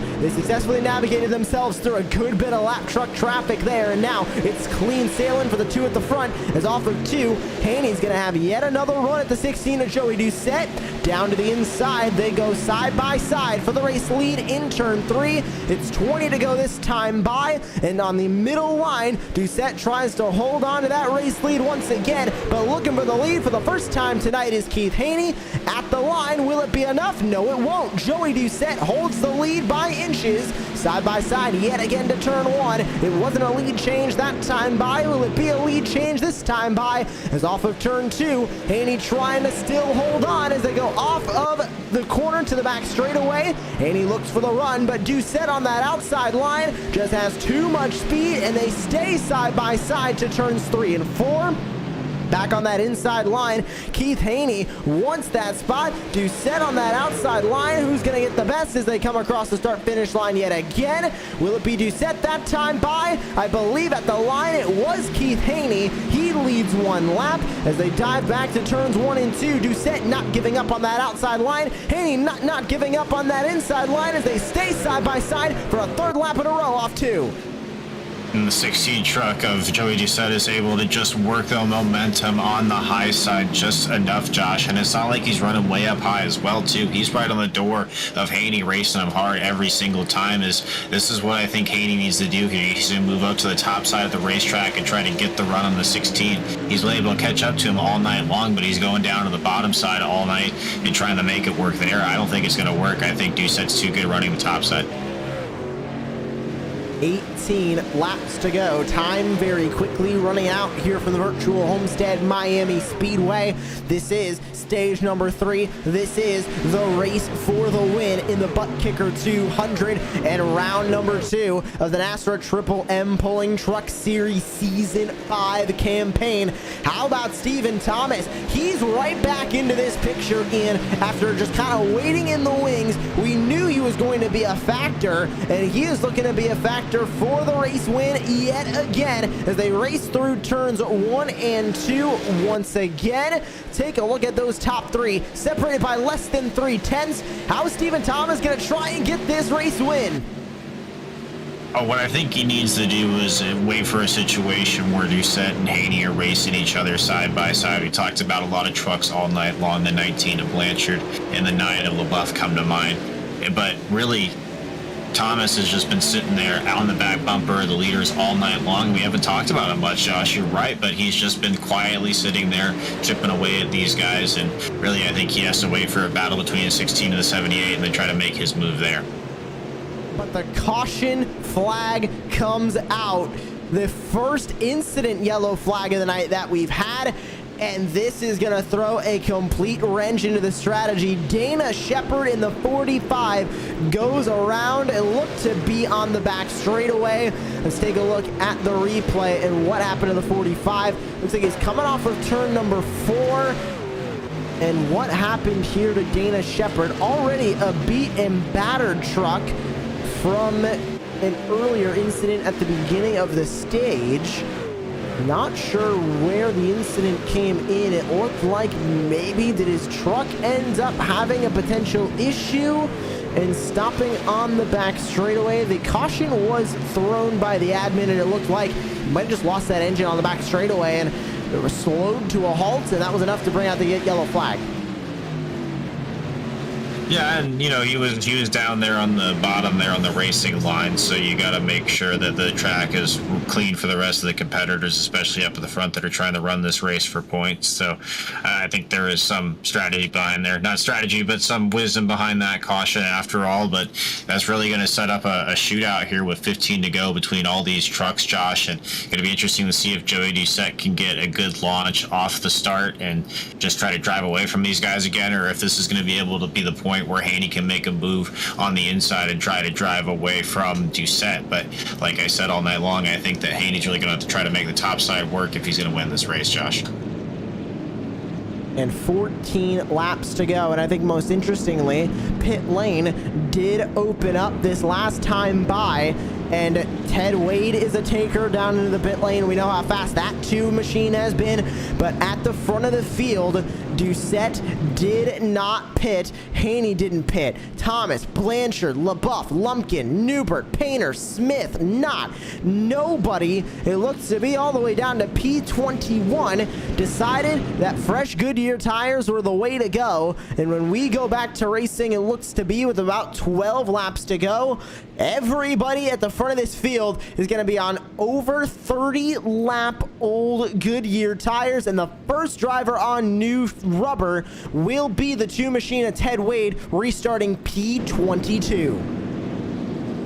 Yeah, that's kind of unfortunate when you make that dive to pit road, especially in that position. You're hoping a few more trucks come with you so you can carry some track position into the pit lane with you, but that didn't happen for the 2 truck of Ted Wade this time. He's going to be starting way back in the pack, but we talked about it, Josh, all these drivers have 30 tires, or 30 laps on their tires so far, so he's going to be able to make up a few positions. I don't know if he's going to be able to make his way all the way back up to the front, though. Looking to go back to racing in about 2 laps time, and this caution really does change the entire way these drivers are going to race to the end. It'll be 11 laps when we go back to green. Do you think it's enough time for Ted Wade and the rest of those drivers on new shoes to get themselves back up to the front? Because they're going to have to fight through 20 race trucks, which if we don't get another caution, go green all the 11 laps, that's only going to be the better part of about 8 total minutes to try and find themselves to the front of the field. I can only assume that Ted Wade, when he made the pit road, was going to be hoping that a few more trucks came with him, and it just didn't. And sometimes that's racing, Josh. Sometimes you make a call trying to get an advantage on the rest of the field, and it goes your way, and sometimes it doesn't. Or maybe there's problems with that 2 truck that we don't know about, and that's why they made them move the pit road. But I don't think it's enough time. I think we're going to be maybe 12 or 11 to go when we come back to green flag racing. So I don't know if that's going to be enough time for him to move through the field, but hopefully he can gain as many spots as he possibly can, because I know he's trying to go for a solid points day as well. Field back to 2x2. Lights out on the official iRacing pace truck, and we get ready to go back to racing here from the virtual Homestead Miami Speedway. 11 laps to settle it here in virtual South Beach, and this is going to be an interesting finish to the ButtKicker 200. We can still see a handful more cautions. We can still see at least 1 overtime attempt. We have 2 available tonight to us. I think the big question is, will Joey Doucette be able to hold off a charging Keith Haney, a charging Stephen Thomas, a charging Christopher Blanchard? How about Brady LaBeouf, who lost out on a last lap pass at the virtual Daytona International Speedway 1 week ago? He is hungry for a win. Can he get one from P5 on this restart? Ready to go back to racing. 11 laps to settle it. Pace truck down into the safety of the virtual pit lane. We are ready to go racing. Barney the flagman waves the green flag. 11 laps to go from virtual Homestead, and it's a great start at the front from Joey Doucette. He takes that early lead. They go side by side into turn 1. Stephen Thomas is able to cover off P2, and Keith Haney falls to 3rd as everybody jockeys for positions further back. LaBeouf on the inside line grabs 4th away from Blanchard as they race down the super stretch. And Josh, I was interested in this restart being the first restart these drivers have had on worn tires. Who would get out to an early lead, or if anybody would possibly spin the tires? And it looks like everybody got a clean jump off the start, but Joey Doucette with a big launch there, able to get away from the field. He's definitely going to be hard to beat with clean air on the nose of his truck there, and able to get out to a gap again. So we'll see what the rest of the field shakes out like here, and who able to make a challenge there on the 16 truck for the lead. Oh, and a spinner in the back, and the caution flag is going to refly. That looks to be, I believe that's Taylor Peacock, who has just come to a stop. Yes, it is the number 81 machine, caught up in the second incident to bring out a caution tonight. Let's take a look at this replay. The 81 of Peacock is all the way back in turns 3 and 4. We'll see him come down the front straightaway. It was a hornet's nest in front of him. He goes to the middle, looks for a spot there, almost 4 wide with the 11. The 15 looks to be the 00 on the outside. They did go 4 wide, and the 11 looks like didn't quite get the memo quick enough from his spotter. Came down to the 81. Peacock gets turned. Yeah, there's a lot of room on this racetrack, Josh, but there's not quite enough room to go 4 wide, especially into a corner and hold it. And that's unfortunate for our Clash winner there, Peacock. He was looking to make a good run, found himself in the back of the pack, and that's unfortunate, Josh. Deep in the race, everybody's trying to jockey for position. You're going to see things like that and try to go for a gap that possibly wasn't there, but you can see kind of from his onboard look there, he doesn't really see that truck out to the far side. All he sees is the hole in the middle there, and just got too tight for him. So that brings us to yet another yellow flag on the racetrack, and yet another passive pit lane with the pit road open and no takers on the front of the field yet again. But off of that restart, we saw Joey Doucette get a really good slingshot out to the front. So we saw that happen. But I think what we also saw was Stephen Thomas get an equally good jump, but on the drivers around him. He was able to get by Keith Haney. We saw Brady LaBeouf make up a spot on Christopher Blanchard to go up to P4. We saw a lot of different things happen on that restart, but as long as Doucette is able to pull away at the front of this field, it's going to be tough for anybody to try and get around him. And now Stephen Thomas is going to have to start on the outside line for this restart. Yeah, but I think this is a unique opportunity for Stephen Thomas as well, Josh. You say yes, start on the outside, but he's never been in a position, I believe, where he started on the front of the field. So we'll see if he's able to make a move on the 16 at the 78. Wasn't able to, and I think I've been saying all night long, if you're going to make the move on the 16, it has to be on the outside. You're going to have to find some way to make the truck hook up there and make that pass work, because he's just so good at covering off the bottom and then working his way up to the top. So we'll be able to see what Stephen Thomas is able to do here with the final lap. So something leads me to believe, Josh, I don't think this is the last caution we're going to see tonight. And we'll take this opportunity to remind everybody that we do have 2 overtime restarts available to us at the end of this race. Will we take them? Well, I think that's up to the drivers on the racetrack, as we have 2 laps to go now behind the official iRacing pace truck. Back to green with 5 laps to go, and only 5 laps that 30 machine on the track, 23 on our scoring. Stephen Thomas is going to have to try and get this race win. How about Brady LaBeouf from 4th? He's got an opportunity. Adam Newbert back up here into 6th, but Christopher Blanchard, even though he lost a spot on that restart, he cannot go unseen, because that 19 machine tonight, with a grand total of 28 positions gained, that is a substantial night for Christopher Blanchard in the 19, and he's still got some more positions that he could make up. How about a 33rd place to a win if he can possibly get a run in that number 19 going in the last 5 laps? Yeah, and speaking of moving up the board, Ted Wade was able to make his way all the way up to 14th there, Josh, on fresh tires. So able to make up a lot of positions. He's got a chance here. He had an up and down night, but he's got a good shot here with fresh tires to make a way up through the field again, and he's got a little bit of time to do it now. Can he use the last 5 laps to make up 14 positions to the front? I've seen crazier things happen in the sim before, but white flag, 1 lap to go before we go back to racing. Lights are out on the official iRacing pace truck.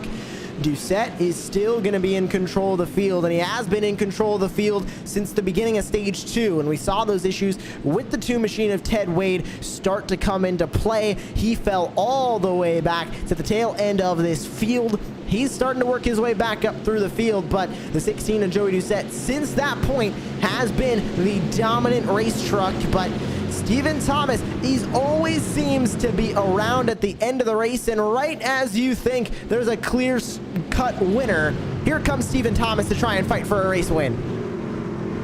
Yeah, and he's been quiet up there all night long, and he's able to give a shot to Joey Doucette on the outside line here on a restart. Nobody's able to beat him so far, but you said earlier, Josh, the 30 truck got a, I'm sorry, it's 30 on the sim, but 23 truck in our scoring system. It has been able to get a great jump on the restarts all night long. We'll see what he's able to do with the 16 truck this time around.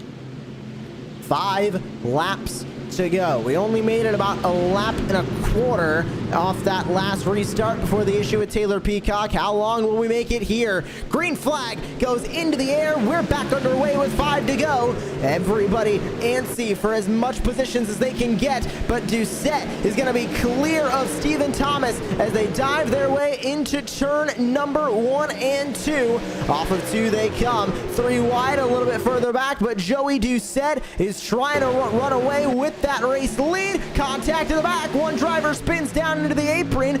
Will we see a yellow flag be called? Nothing yet. We stay green as they work their way off 4. Doucette leads by a 1/10.5.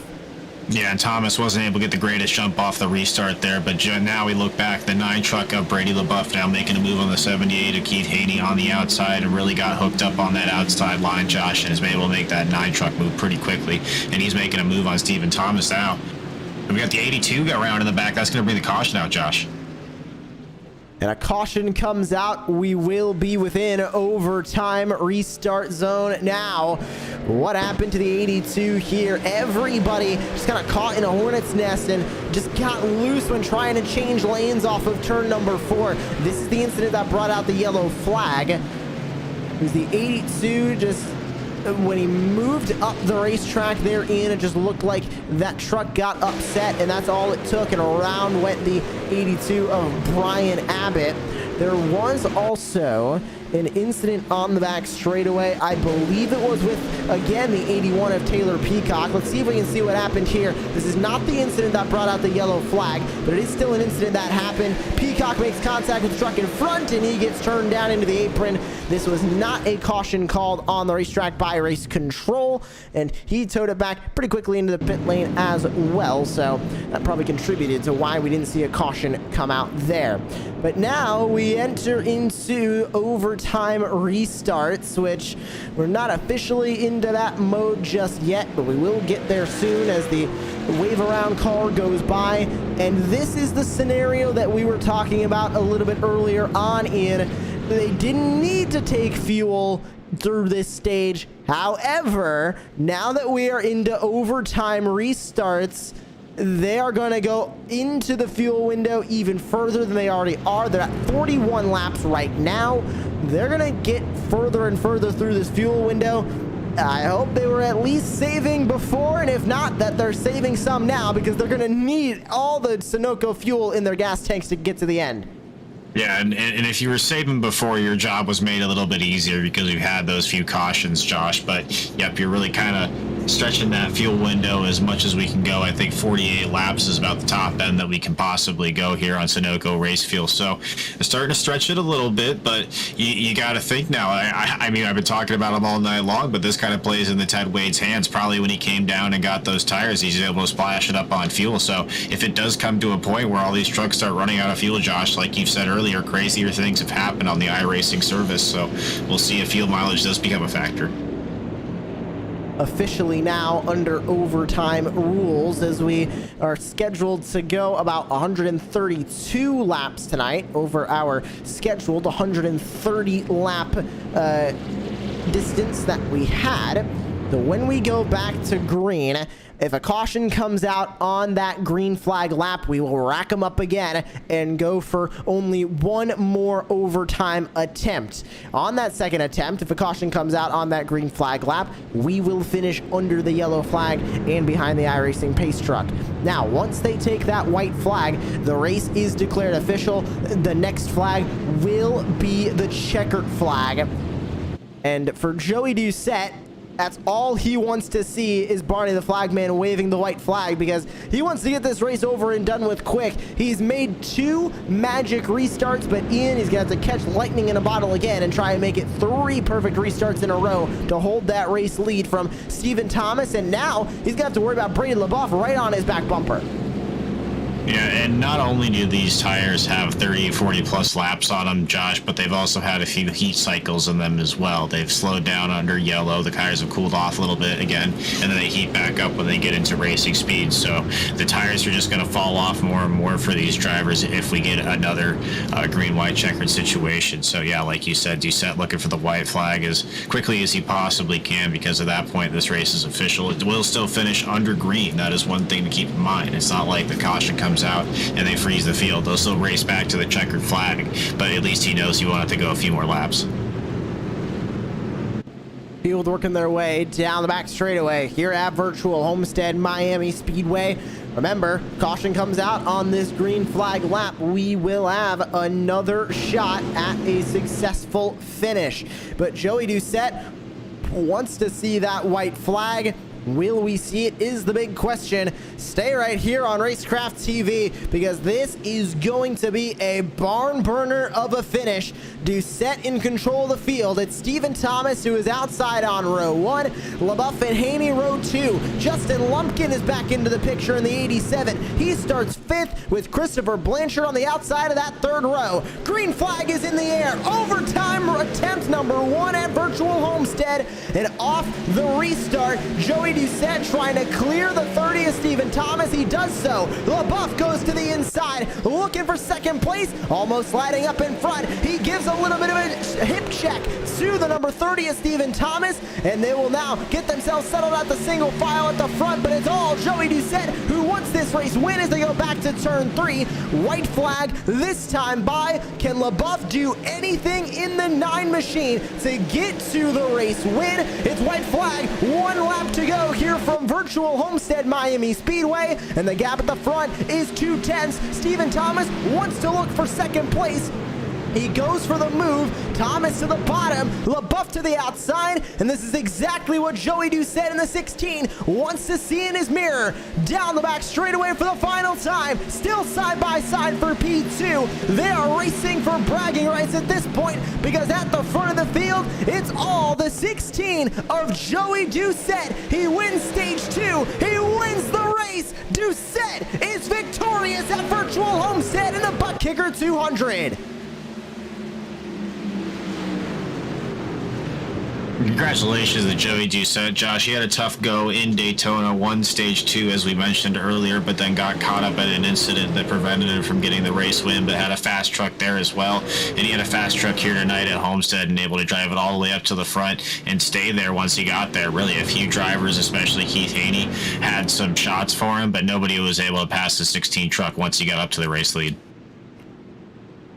A great run on the night for Joey Doucette. He won the second stage of the evening and was able to hold on through multiple restarts there in stage 3, and also through an overtime restart to walk away with your victory tonight. The 16 is going to burn it down here on the front straightaway, and he is your winner of the ButtKicker 200. Let's take a look at your full finishing results. It's Joey Doucette in the 16 who ends up with your race win. Stephen Thomas comes home P2. How about Tyler Dittmer, a late run from the number 34 who came in for tires on that initial incident caution with around 15 laps to go. He ended up in P3. Brady LaBeouf 4th with Keith Haney rounding out the top 5. Lumpkin falls to 6th with Christopher Blanchard in 7th. Adam Newbert. How about Ted Wade, winner of stage 1, fell all the way back to the the tail end in stage 2, and with fresh tires off of that incident caution with around 15 to go, ends up coming home with a top 10 finish in P9. Devin Painter ends up P10. Back through there, Jacob Linkard 11th, Chris Cinnamon 12th, Michael McKinnon, Zach Hartwick with Tony Smith rounding out your top 15. Cody Knott, Trey Pitts, James Morris, Jonathan Munda, and Jason Morales the top 20. Brian Abbott, Huck Wigington with James Haney, Brandon Bullock, Raul Meza, Derek Kilgore, Jeffrey Sickles, Jose Luis Rivera, Adam Cantwell, and Dane Hagan rounding out your top 30 with Taylor Peacock, Dana Shepard, Tim Hammond, Keith Bradley, Matt Rutter, and TJ Moore rounding out your full field. What a night of racing. What a win for Joey Doucette, Ian Fisher, and we won't waste any time. Let's get him up in here into the broadcast booth. Joey Doucette joins us now behind the wheel, the number 16. And Joey, congratulations. First win of the season for you. I know this has got to feel good in a brand new season of the NASRA Triple M Pulling Truck Series and getting to victory lane, punching your ticket into the playoffs this early. Feels great. I'm sick. I felt all crap all day long.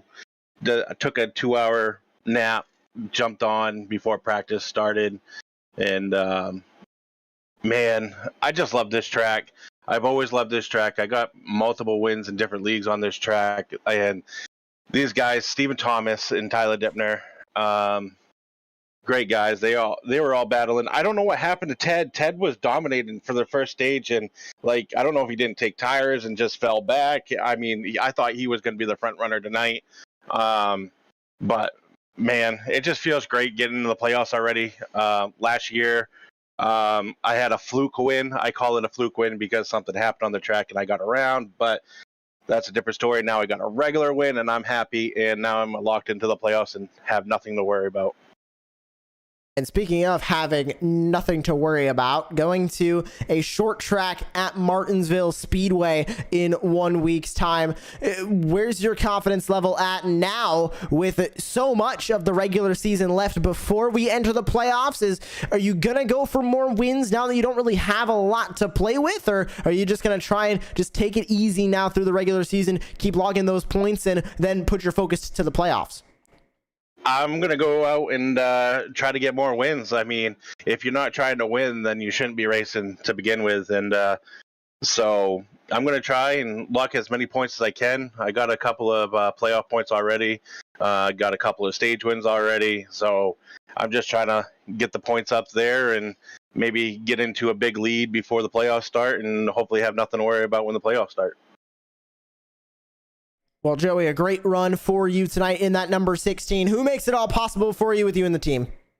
Blanche's Towing, Straight Cash, Powerhouse, Taylor, great guys, Steven, Chris Blanchard, Triple M Pulling.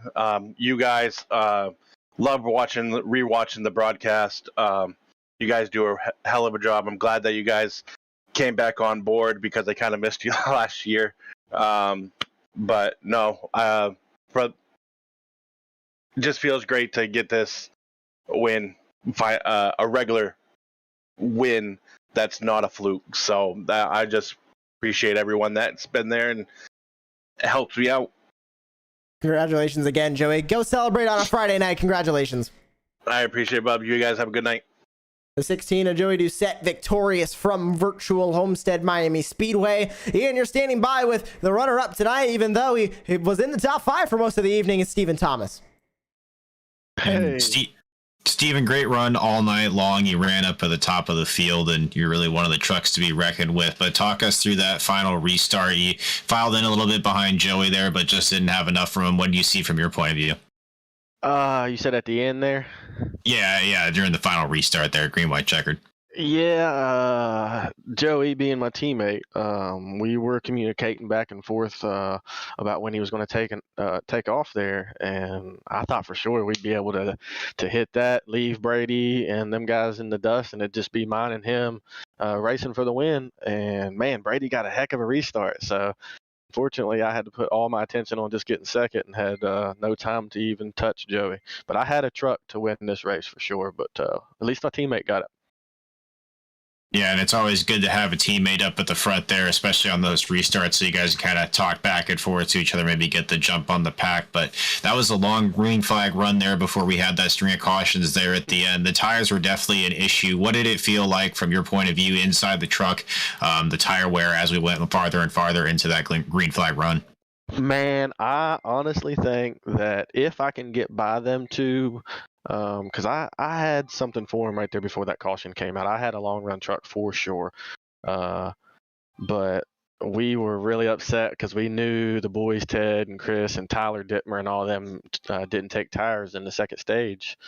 So we knew if a caution came out anytime in that third stage that it was really going to hurt us. Luckily, it came out late enough to make it to where they couldn't catch us.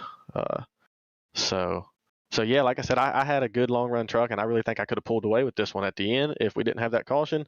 But that caution definitely made it interesting. Thank gosh for the next two cautions after that to kind of not give those boys time to catch us. Yeah, kind of evened out the playing field a bit. Well, we've been the super speedway at Daytona. Now we had kind of an irregular short track here, the mile-and-a-half oval at Homestead Miami Speedway. We go to Martinsville next week. What are your thoughts on Martinsville, and how are you going to prepare for that? I can't wait. I love short tracks. Both tracks in Virginia I love. So I cannot wait till next week, man. I hate super speedways, and I was just super glad to finish top 5 in that and get some stage points. I'm familiar with Miami. I knew this would be a good night, but I think Martinsville, as long as I can stay out of trouble, I should definitely get another top 5 next week. So that's the goal. Well, congratulations on your P2 again, Steven, and thanks for taking some time to come talk to us up here. All right. Thank you, guys. If I can, I'd like to give a shout out to you guys at the broadcast for broadcasting the race tonight. And I'd like to thank Triple M Pulling and Michael McKinnon, Overtop Designs, Blanchard Towing, and my teammate Chris Blanchard, ButtKicker, I think Michael, Brady LaBeouf, and NASRA, and then the sponsors, Family Handyman and Powerhouse, Straight Powerhouse, and yeah, again, thanks guys, thanks for everybody watching. Yeah, no problem. Always good to have a lot of people on your side there, Steven, and good luck next week at Martinsville. And Josh, I think a lot of our drivers are looking forward to next week at Martinsville. I think they are. And we'll see what Tyler Dittmer's thoughts are on Martinsville and his thoughts on the race as well as we get the number 34 driver up here into the booth. And Tyler, it was a bit of a low-key night for you, I feel like, because we didn't really talk much about you towards the beginning of the race, but then you started to creep up there, and then that call for 4 fresh Goodyear tires off of that one caution ultimately got you back up into the top 3. Was that a last-minute strategy call, or one that once that white flag came out, you were looking at pit road for 4 fresh ones? So it kind of happened with, you only had 2 sets of extra tires put on the truck, and most people put them on in the stage breaks, and I decided at the end of stage 2 to not put on any tires. So just kind of hope I get a caution in stage 3, and I got lucky enough, and then we were able to pick them off going from 26th to 3rd and, I don't know, 15, 20 laps. So just kind of played off in the right way. You know, tire saving mattered a lot, and Wade obviously had the same strategy I did, but he got caught up on 3 and 4 with 2 to go. So just depends on how it kind of plays out. And it wasn't easy working your way up through those spots either, because you had ultimately 2 more cautions off of that, and only 2 laps after that overtime restart, and only a lap and change off of both of those other restarts. So good run for you to try and get back up through that field as quickly as you did it with not a lot of time. Martinsville in 1 week's time is how confident are you going into the short track and going from a super speedway to an intermediate now to the shortest track on the NASCAR calendar? It just depends on how everyone around you runs. I mean, we could go there and, you know, not lay the bumper to each other that hard and have a clean, good race, and I think I'd be pretty comfortable with that. Last year, finished top 3 at Nashville Fairgrounds, the only short track I think I ran all last year. So it just kind of depends on how the race goes. Qualify up front, that'll help a lot. But people got to be careful of incident points next week. We do have those drive-through penalties, and we have those DQs. So hopefully everyone kind of, you know, stays in line a little bit, and we can have a good, clean race. Great run for you tonight. P3 in the finishing order. Congratulations, Tyler. Anybody else you'd like to thank? Yeah, I'd like to thank Hoop Ties Garage, Luke's Hobbies, Leisureworks Racing, obviously NCRC, my teammates, NASRA, Triple M Pulling Truck Series putting this on, Pulse Poppers for their their benefit for the Pole Award, and then obviously Starbase Comics for coming up for the Rookie of the Year. None of the things that I'll ever get to see, but it's awesome that we're getting some sponsors in this league that really care and really help us out. Same with like ButtKicker and all you guys. So really appreciate it, and we'll be back next week for hopefully a good run like this one. Congratulations once again, Tyler, and go celebrate with you and the team. Congrats again. Thanks, man. Tyler Dittmer, third place on the night, and that concludes all of our podium interviews here tonight from the virtual Homestead Miami Speedway. But Ian, it's going to get even crazier when we go racing from the paperclip, the shortest track on the NASCAR calendar. It is the Martinsville Speedway. It's gonna be another wrench thrown into this season because we've been to a super speedway, now we've been to an intermediate, and now we go to an extreme short track at that. Oh, and Martinsville, I mean, what can you say, Josh? You touched on so many points of it already, but it's basically a drag strip with 2 U-turns on it, and these trucks are going to be fighting for every single position, and there's not a lot of room out there on that short half-mile racetrack down in Martinsville, Virginia, so we're going to see some bumpers, and Tyler Dittmer kind of talked about it in his interview as well. We might see 1 of 2 races. We might see a clean position battle all the way to the end, or we might see a slugfest, Josh, so it's always a wild card when we go to Martinsville, but it's always a joy to watch because of that reason. We hope that you'll join us in just about 1 week's time when we go racing yet again for the NASRA Triple M Pulling Truck Series. For Ian Fisher and for Brady LaBeouf at NASRA Triple M Pulling Truck Series, my name is Joshua Lee. We thank you for tuning in tonight to the coverage of the ButtKicker 200 from virtual Homestead Miami Speedway. And we'll be coming back in 1 week's time from virtual Martinsville when we go racing once again. Congratulations to Joey Doucette in the number 16. He's victorious in week number 2. Who's going to win in week 3?